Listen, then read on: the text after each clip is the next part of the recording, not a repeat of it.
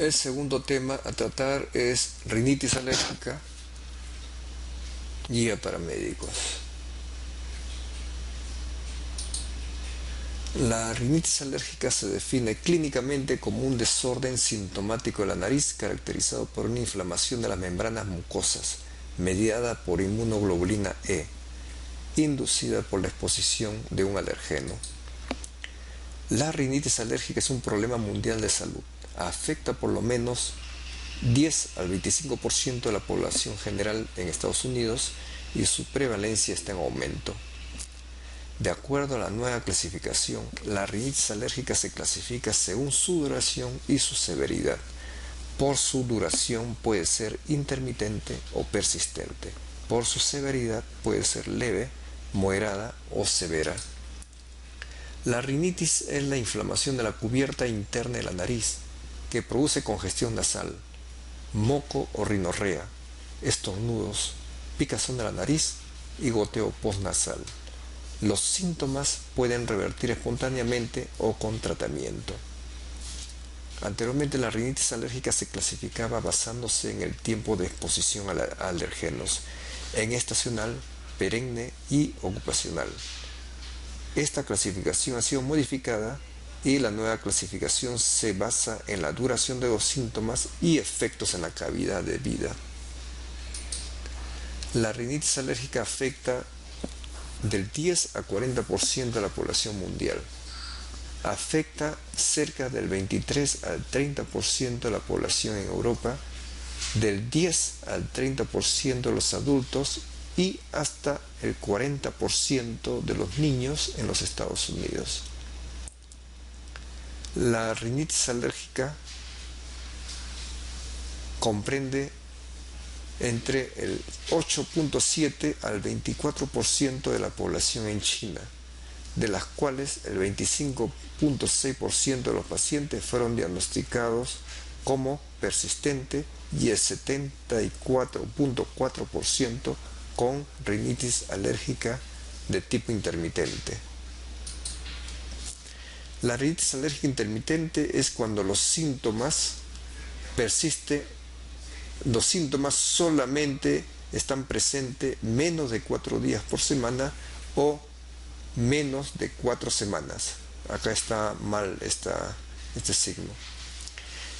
Cuando es rinitis alérgica persistente es cuando los síntomas duran más de 4 días por semana y mayor o igual a 4 semanas. De acuerdo a la severidad, la rinitis alérgica puede ser leve cuando tiene sueño normal, cuando no repercute con las actividades cotidianas, deportivas y de ocio, cuando no repercute en el trabajo o en el estudio y no tiene síntomas molestos. La rinitis alérgica moderada o grave puede alterar uno o más de los siguientes: alteración del sueño, repercusión de las actividades cotidianas, deportivas y de ocio, cuando hay repercusión en el trabajo o los estudios y los síntomas son demasiado molestos.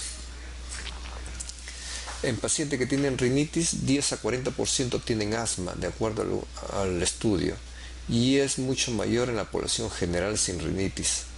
En cambio, entre los pacientes asmáticos, la co-ocurrencia de rinitis varía hasta ser tan alta como 80%. La rinitis, aún en ausencia de atopía, demuestra ser un predictor poderoso de asma de aparición en la vida adulta. La prevalencia de la rinitis alérgica aumenta y existe un claro componente genético de riesgo. La rinitis alérgica se produce en el 44% de los pacientes con al menos un padre alérgico frente al 24% sin antecedente de alergia en los padres.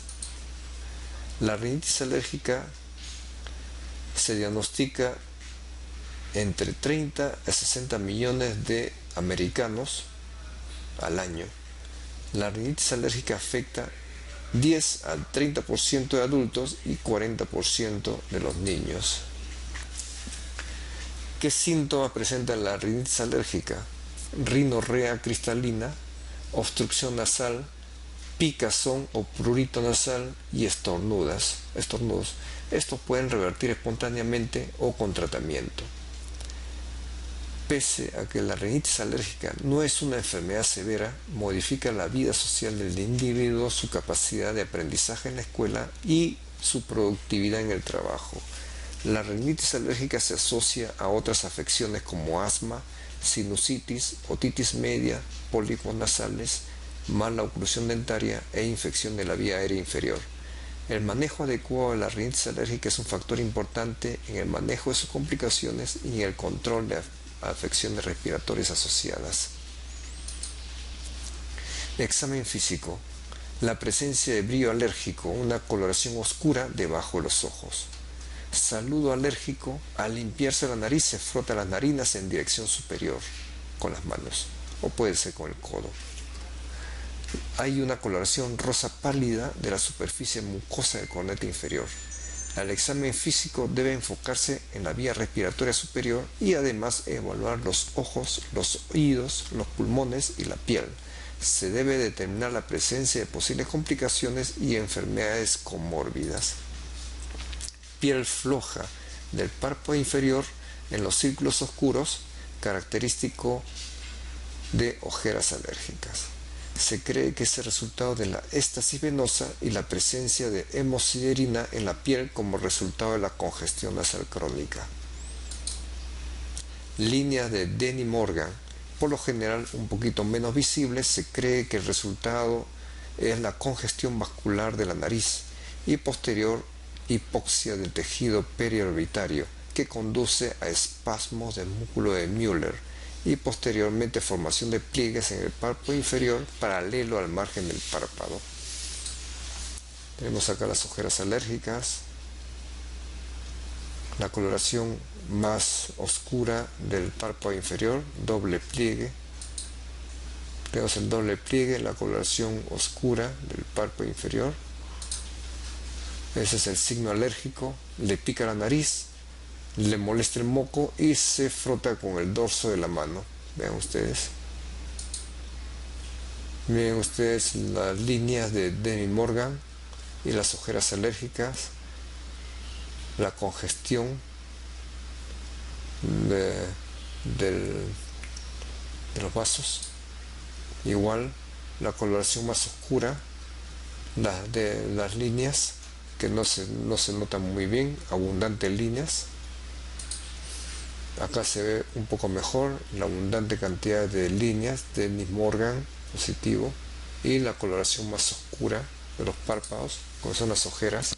En el examen físico se observan los cornetes de un color rosa pálido a diferencia del color rosado de la mucosa nasal. La rinosinusitis aguda o crónica es una complicación común de la rinitis alérgica. 40-80% de los pacientes con rinosinusitis crónica sufren de alergia. La rinitis alérgica, al cursar con inflamación de la mucosa nasal y por extensión de la mucosa de la trompa de Eustaquio, puede favorecer aparición de otitis media. Miren ustedes la rinitis y las comorbilidades. La rinitis se asocia a otitis, se asocia a conjuntivitis, a poliposis nasal, a sinusitis, asma, dermatitis.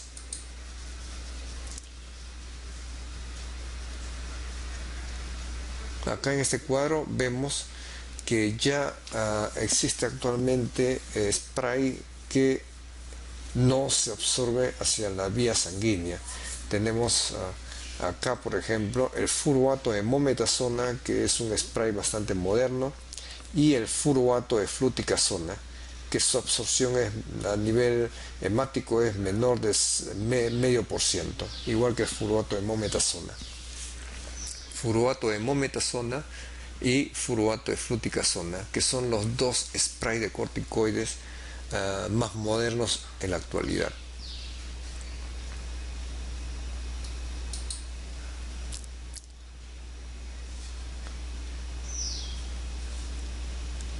Estos sprays intranasales ya se están recetando para los pacientes niños de aproximadamente 2 años Furoato de mometasona se puede usar a partir de los 2 años de edad.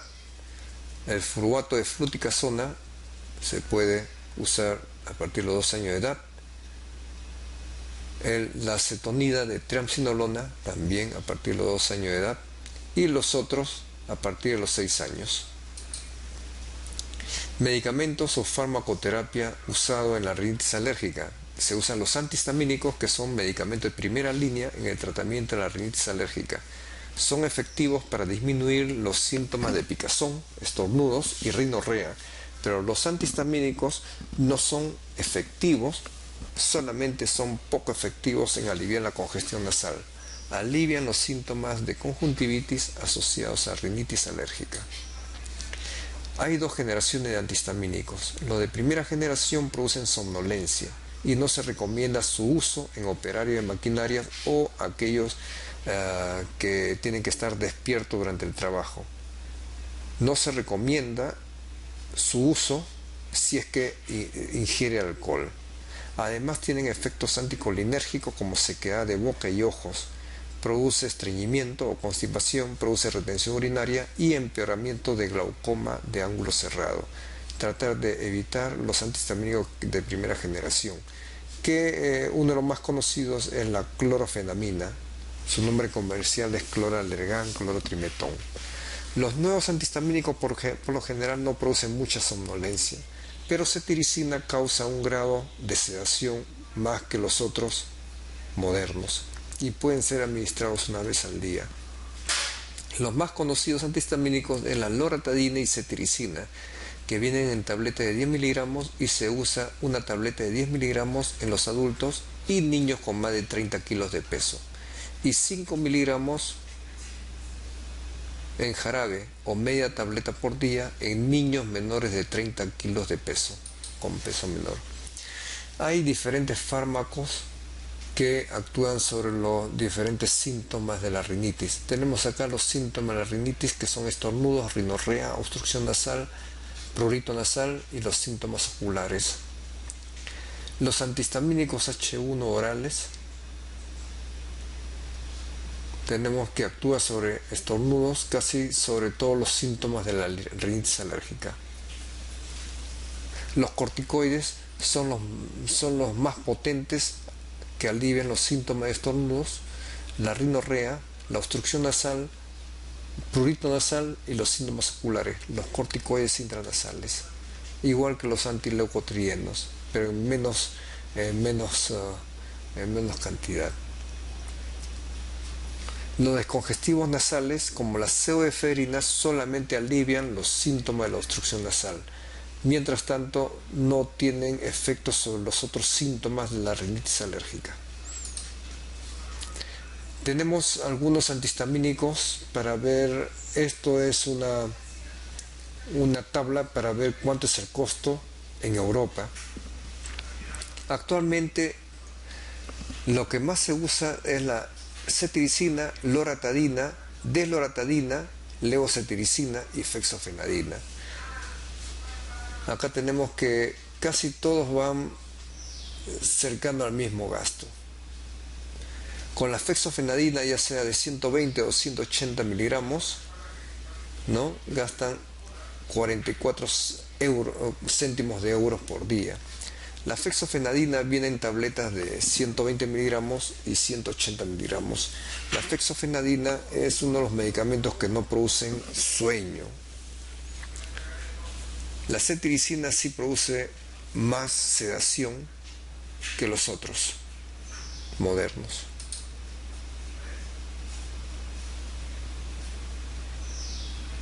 Los descongestivos, como la pseudoefedrina, mejoran la obstrucción nasal. Los antihistamínicos nasales, como la loratadina, cetiricina, alivian los otros síntomas menos la anosmia. Mientras que los corticoides, ya sea orales, tópicos o los parenterales, alivian casi la mayor parte de los síntomas.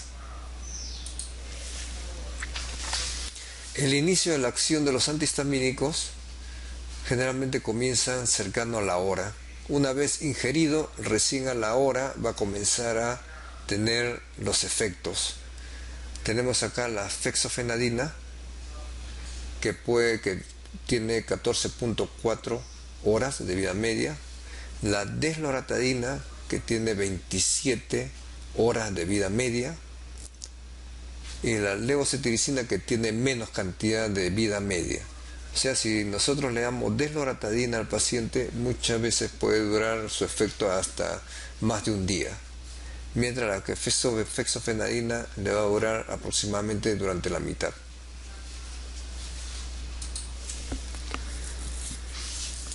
De estas medicinas, de los antihistamínicos, la difenhidramina, que es un antihistamínico antiguo, miren ustedes, producen bastante somnolencia y tiene bastante efecto anticolinérgico, se queda en la boca y tiene afectación a nivel del trabajo, puede producir lentitud en el trabajo, sueño.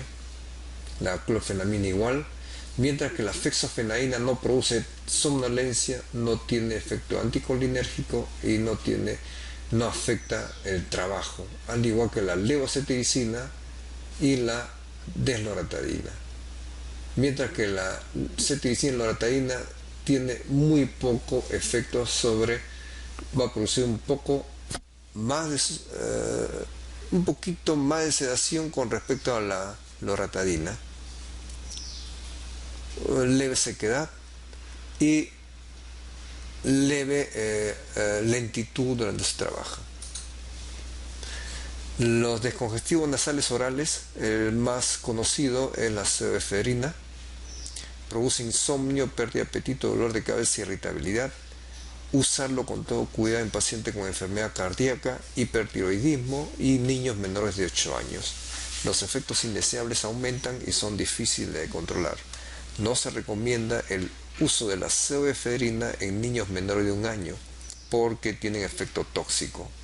Puede elevar la presión arterial, la frecuencia cardíaca, aumenta la presión intraocular y empeora la retención urinaria. Produce problemas de retención urinaria, produce problemas en los pacientes prostáticos. Los descongestionantes tópicos intranasales efectivos a corto plazo. Se puede usar el goteo a nivel de nariz durante 3, 4, 5 días. Alivia bastante la obstrucción nasal. Los descongestionantes tópicos, lo que actualmente venden en la farmacia, es la oximetazolina, ¿no? Es el que menos problema de rebote produce. Su uso prolongado puede producir hinchazón de rebote a la mucosa nasal y rinitis medicamentosa. No se recomienda usarlo más de 5 días. Los corticoides tópicos intranasales se debe usar durante mucho tiempo. Puede usarse durante varios meses. Es considerado un medicamento de primera línea para el tratamiento de rinitis alérgica. Dentro de las tablas anteriormente señaladas se observa que son 2 productos los más modernos que existen actualmente: el furoato de fluticasona y el furoato de mometasona. El furoato de fluticasona tiene poca absorción a nivel hemático, al igual que el furoato de mometasona. Pero el furoato de fluticasona es mucho más económico en el costo. Se ha reportado casos de perforación septal y disminución del crecimiento óseo en pacientes que usan el producto durante más de 1 año. Esto fue con los antiguos corticoides tópicos intranasales. Hay que tener cuidado en la población pediátrica o adolescente que estén recibiendo alta dosis de corticoide inhalado sistémico por otra patología como asma, porque se puede sumar y producir problemas de absorción de corticoides a nivel sistémico. Los corticoides sistémicos se recomiendan para uso ocasional y se usan por 3 a 5 días, ya sea en forma de tabletas o en forma parenteral. Entre ellos se usa la prednisona y la dexametasona. La inmunoterapia consiste en la administración gradual y progresiva del alergeno, en la cual el individuo es alérgico. El tratamiento dura 3 años. Durante los 6 primeros meses se debería continuar con tratamiento sintomático. Se debe evaluar resultados al final de la fase de inicio, aproximadamente unos 4 meses, con 20 a 23 aplicaciones. De no observar mejoría, se dará por cancelado el tratamiento. La inmunoterapia brinda alivios sintomáticos y sus efectos se mantienen una vez que se descontinúa. Pero se puede predecir con seguridad si va a ocurrir o cuándo va a haber una recaída después del tratamiento. Su uso puede prevenir desarrollo de asma en pacientes con alergia nasal. Se han descrito reacciones severas de anafilaxia, incluso fatales, y por esto se recomienda un control médico estricto. La inmunoterapia con alergeno se indica en pacientes que no se controlan adecuadamente con medicamentos, en pacientes con efectos secundarios por medicamentos, en pacientes que no desean recibir medicamentos por tiempo prolongado y con síntomas de rinitis más de 6 meses cada año en 2 años consecutivos. Pacientes que no pueden evitar la presencia del alergeno, ejemplo, los veterinarios y los bibliotecarios. No se recomienda iniciar inmunoterapia en niños menores de 5 años. Solución intranasal, lavados nasales. Es efectivo para tratar de humedecer la mucosa nasal, para arrastrar todo el moco espeso, ¿no?, pegajoso que está en las fosas nasales. Se puede usar 2-3 gotas en cada fosa nasal cada 4 horas, cada 6 horas. Los antileucotrienos parecen ser mediadores importantes de la inflamación alérgica. Sin embargo, con la información disponible no permite hacer conclusiones. Los corticoides sistémicos orales se reserva como última alternativa para el tratamiento de rinitis alérgica durante un periodo corto, 3 a 5 días. Los corticoides de depósito no se recomiendan porque tienen efectos adversos. El tratamiento que no se ha demostrado efectividad: homeopatía, acupuntura, yoga y otras modalidades de medicina alternativa. La rinitis en el embarazo es un problema, ya que la obstrucción nasal puede agravarse. Lo mismo sucede con mujeres que toman anticonceptivos, estrógenos. Se debe tener cuidado en la administración de medicamentos durante el embarazo, considerando que la mayor parte de estos medicamentos atraviesan la placenta. El orden de uso de los medicamentos es usar primero suero fisiológico, antihistamínicos de la categoría B, corticoides como último recurso. El uso de antihistamínicos en orden de seguridad son clorfenamina, cetiricina, loratadina. La clorfenamina es el más seguro porque ha sido el más usado. Los antihistamínicos de segunda generación no han demostrado su seguridad por ser relativamente nuevos. Rinitis en el anciano. Siempre usar solución salina, pues pacientes de la tercera edad, sufren degeneración de la mucosa nasal que se manifiesta como sequedad. Las drogas antihipertensivas pueden agravar los síntomas de rinitis, ejemplo los beta bloqueadores. Los antiinflamatorios no esteroideos pueden causar congestión y rinorrea. El uso de antihistamínico de primera generación puede traer problemas en pacientes a esta edad. Pueden producir problemas cardíacos, uropatías obstructivas, glaucoma, etc. Por sus acciones anticolinérgicas, además no se recomienda los descongestivos por efectos adversos, pero sí se puede usar antihistamínico moderno de segunda generación y los corticoides intranasales. Siempre hay que identificar los alergenos intradomiciliarios, que son los responsables de la rinitis, asma y alergia. Es fundamental evitar la exposición a los factores desencadenantes, a los ácaros, hongos, animales domésticos, cucarachas, otros. Evitar los irritantes como la contaminación del ambiente, humo de cigarro, perfume y a ciertos medicamentos para mejorar la rinitis y sus condiciones comórbidas. Preguntar por la ocupación del paciente por posibles factores desencadenantes en el lugar de trabajo. Recordar que la solución salina ayuda a remover las partículas que quedan en las fosas nasales. Las medidas de control ambiental son específicas para cada alérgeno. 10 recomendaciones sobre prevención primaria, secundaria y terciaria de alergia, rinitis alérgica y asma. Se sugiere alimentar leche materna exclusivamente los primeros 3 meses para todos los niños, sin importar la historia familiar de atopía. Para las mujeres embarazadas o en lactancia no se sugiere realizar dieta de eliminación para prevenir desarrollo de alergia en niños. En niños y mujeres embarazadas se recomienda evitar totalmente el humo de tabaco ambiental, tabaquismo pasivo. En niños y preescolares se sugieren intervenciones para reducir la exposición temprana al ácaro del polvo de casa. En niños y preescolares no se sugiere eliminar la exposición a mascotas. Para individuos expuestos a agentes ocupacionales se recomiendan medidas específicas de prevención para eliminar o reducir la exposición a alérgenos ocupacionales. En pacientes con alergia a mohos se sugiere evitar la exposición de estos alergenos. En los pacientes con rinitis alérgicas causada por la caspa de animales se recomienda evitar la exposición a este alergeno en el hogar. En los pacientes con asma ocupacional se recomienda la eliminación total e inmediata del alergeno ocupacional.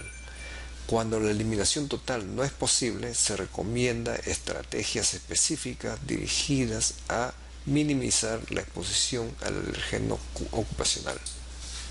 En los pacientes con rinitis alérgicas se recomiendan los antihistamínicos H1 de nueva generación que no causa sedación ni interactúen con la citocromo P450.